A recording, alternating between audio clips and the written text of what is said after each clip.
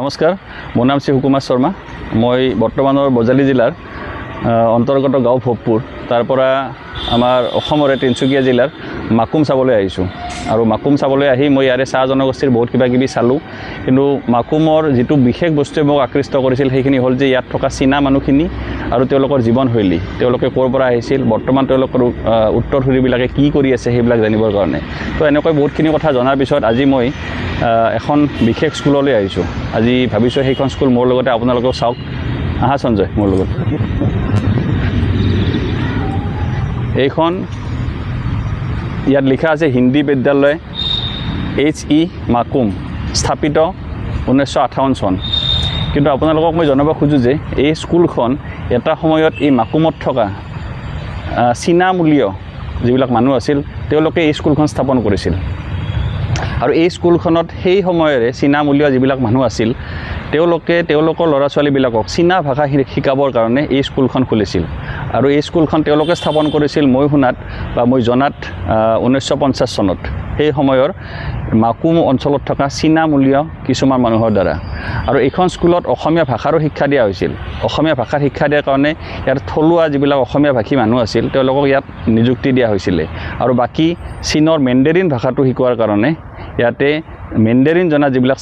মানে চীনামূলীয় মানুহ আছিল তেওঁলোকক ইয়াতে নিয়োগ কৰা হৈছিল। কিন্তু 1958 চনত এইখন স্কুল হিন্দী বিদ্যালয় HE বুলি জনাজাত হয়। মই যিখিনি গম পালোঁ 1950 চনৰ পৰা 1958 চনলৈকে এইখন স্কুলত চীনামূলীয় যিটো চীনৰ প্ৰধান ভাষা মেণ্ডাৰিন ভাষাৰ ইয়াতে শিক্ষা দিয়া হৈছিল। আৰু এই স্কুলখনৰ যিটো আপুনি চাওক, যিটো ষ্ট্ৰাকচাৰ বুলি কয়, এই ষ্ট্ৰাকচাৰটো খুবেই ইউনিক। এতিয়া আমি আপোনালোকক ইয়াৰ কাৰুকাৰ্য কিছুমান দেখুৱাম।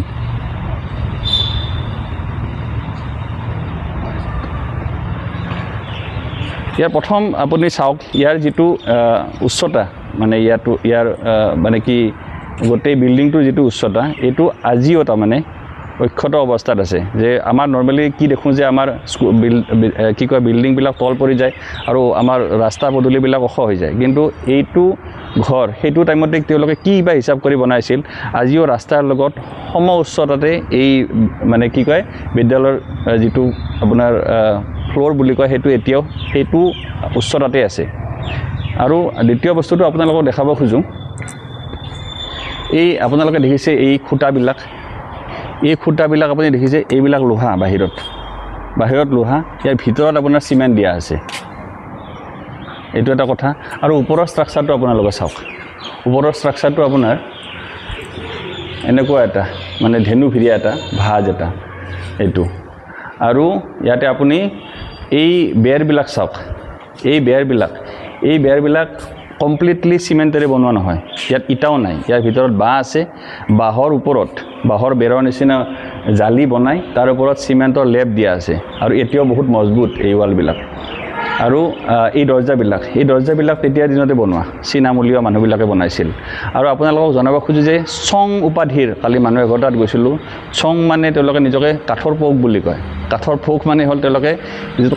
কাঠৰ বস্তু বাহানি বনোৱাৰ যিটো বিদ্যা, সেই বিদ্যাত তেওঁলোক পাকৈত, তাৰমানে খুব পাকৈত। আৰু ইপিনে আহক,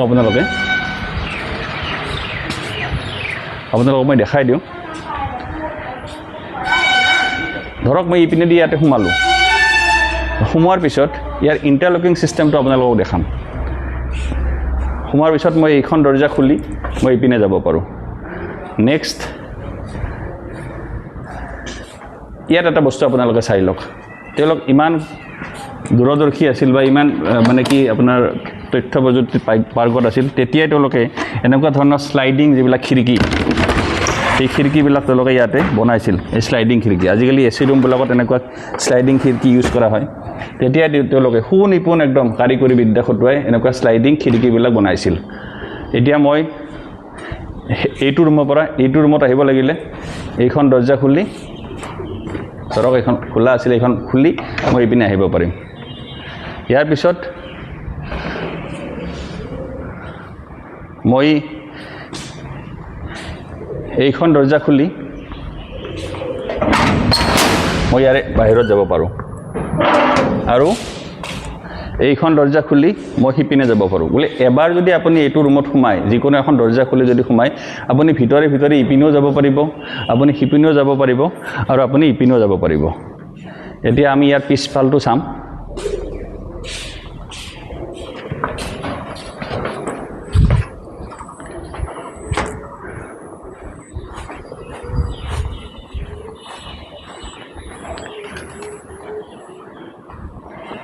এটা আপোনালোকে চাওক এই গোটেই বিল্ডিংটো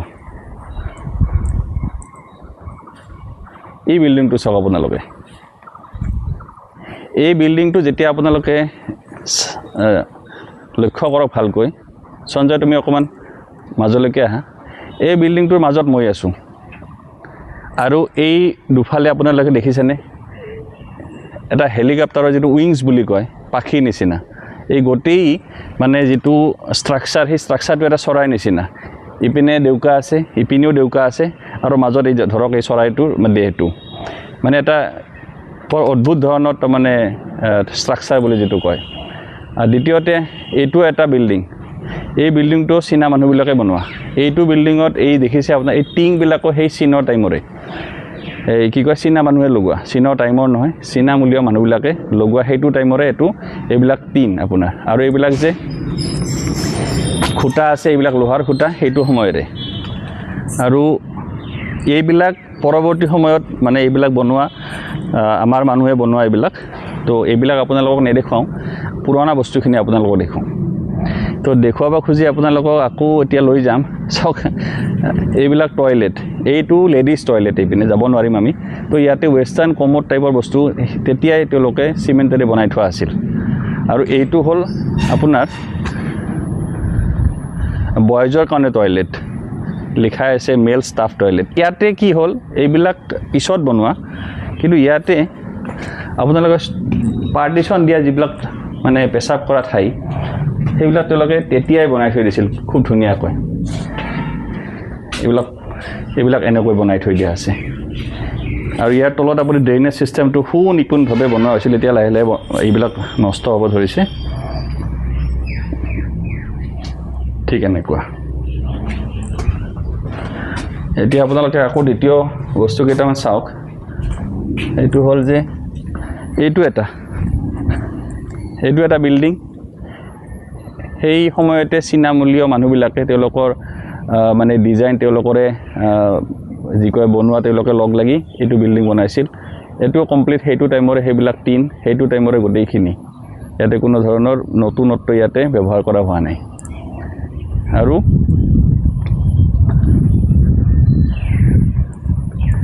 এতিয়া আপোনালোকে আহক ইয়াতে এটা অদ্ভুত বস্তু আপোনালোকক দেখাম যেটো ময়ো মানে শুনি জানি ময়ো মানে একদম কি বুলি কয় আপোনাৰ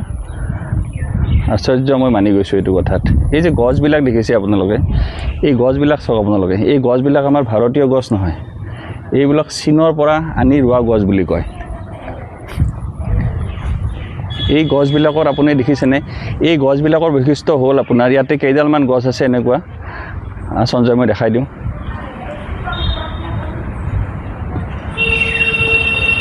এইডাল গছ তাৰপিছত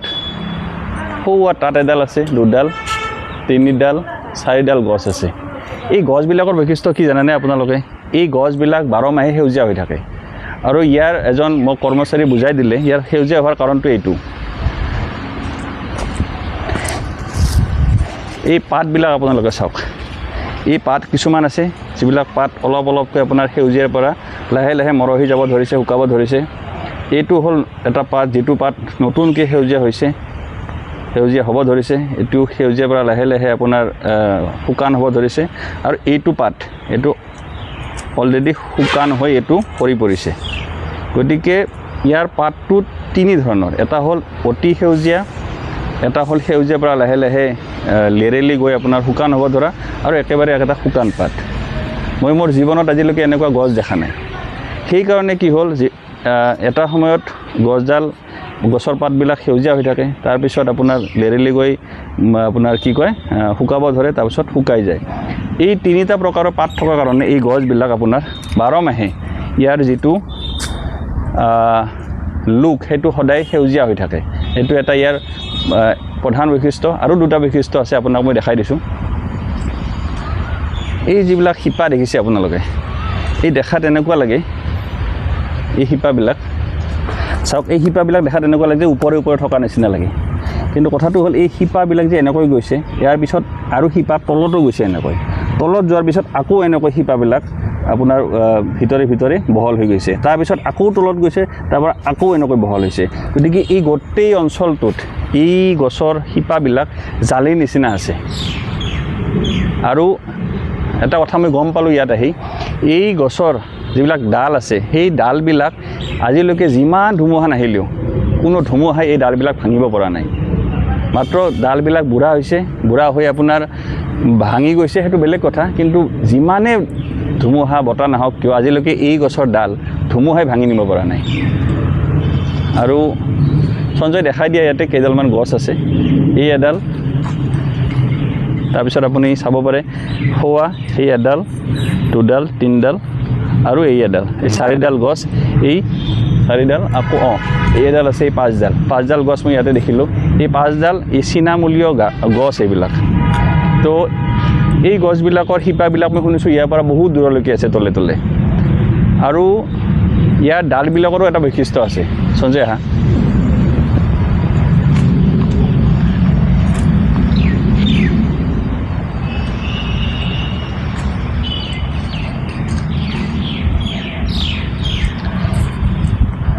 সঞ্জয় তুমি জুম কৰি দেখাই দিয়া এই ডালবিলাক আপোনালোকে দেখিছেনে সৰু এডাল ডাল এনেকৈ গৈছে তাৰ ওপৰত এডাল আৰু ডাল এটা সেই ডালৰ পৰা এই ডাললৈকে এগেইন আহি গৈ আপোনাৰ শিপাটো লগ লাগিছে ডালি আগবাঢ়ি আহি এইটো ডাল আৰু সেইটো ডালক আপোনাক লগ লগাই দিছে গতিকে কিবা অদ্ভুত ধৰণৰ এই গছকেইডাল চীনা মানুহবিলাক বা চীনৰ মানুহবিলাক যেনেকৈ তথ্য প্ৰযুক্তিত বা অন্য কামত পাৰ্গত তেওঁলোকৰ দেশৰ এই গছবিলাকো তাৰমানে মোক ইয়াত অহাৰ পিছত ইয়াৰ গছৰ বৈশিষ্ট্যই মোক একেবাৰে মন্ত্ৰমুগ্ধ কৰি পেলাইছে গতিকে মই ভাবোঁ যে যিটো চিন্তা কৰি মই মাকুমলৈ আহিছিলোঁ ইয়াত থকা বিভিন্ন জাতি জনগোষ্ঠীৰ মানুহ বিশেষকৈ চীনামূলীয় মানুহ বিষয়বিলাক মই খুব জানিব ইচ্ছা আছিল তো চীনামূলীয় মানুহৰ বিষয়ে মই যিখিনি মই পাৰোঁ ইয়াতে কিছুমান মানুহক লগ ধৰি মই কথাখিনি জানিলোঁ তাৰপিছত মোক এতিয়াও এই স্কুলখনত ভিডিঅ' কৰিব দিয়া পাৰ্মিশ্যন দিয়াৰ কাৰণে এই স্কুলৰ কৰ্তৃপক্ষক মই ধন্যবাদ জনাব খোজোঁ আৰু মই ভাবোঁ যে মোৰ মাকুম যাত্ৰা সফল হোৱা বুলি অলপ পিছত মোৰ ট্ৰেইন আছে মই ট্ৰেইনত উঠি এগেইন গুৱাহাটীলৈ গুচি যাম কিন্তু যিটো চিন্তালৈ মই মাকুমলৈ আহিছিলোঁ চীনামূলীয় মানুহবিলাক তেওঁলোকৰ খাদ্যাভ্যাস তেওঁলোকৰ প্ৰব্ৰজন যিটো বুৰঞ্জী দক্ষিণ চীনৰ পৰা মাকুমলৈকে এই গোটেইখিনি কথাৰ কিছু আভাস মই ইয়াতে পালোঁ আৰু বিশেষকৈ এই স্কুলখন আৰু এই গছডালৰ বিষয়ে মাকুম তথা তিনিচুকীয়া নহয় তিনিচুকীয়া বুলি নহয় মাকুম বুলি নহয় ই অসম বুলি নহয় ভাৰতবৰ্ষৰ প্ৰতিটো মানুহে এই বৈশিষ্ট্যবিলাক জনাটো উচিত এনেকুৱা বৈশিষ্ট্যধৰ্মী গছ মই জীৱনত দেখা নাই এনেকুৱা ধৰণৰ সামান্যতম যিটো কয় নহয় টেকন'লজি ব্যৱহাৰ কৰি এইবিলাক যিটো বিল্ডিংটো বনোৱা হৈছিল এনেকুৱা ধৰণৰ বিল্ডিং মই মোৰ জীৱনত কেতিয়াও দেখা নাছিলোঁ আৰু চীনামূলীয় মানুহবিলাক ইমান দূৰদৃষ্টি হালি আছিল যে এই বিল্ডিংটো এতিয়াও টেকনিকেলি ইয়াৰ মানুহে যিবিলাকে কাম কৰে তেওঁলোকে খুব প্ৰাউড ফিল কৰে যে তেওঁলোকে কি সুনিপুণ মানে কাৰুকৰী মানে বিদ্যা ব্যৱহাৰ কৰি এই কি কয় বিল্ডিংটো বনাইছিলে ধন্যবাদ মোৰ কেমেৰাত সহযোগ কৰাৰ কাৰণে সঞ্জয় পানিকা তেখেতকো ধন্যবাদ জনাইছোঁ অলপ পিছত মোৰ ট্ৰেইন আছে মোৰ মাকুম যাত্ৰা মই ভাবোঁ যে সফল হ'ল অলপ পিছত মই যাম নমস্কাৰ ধন্যবাদ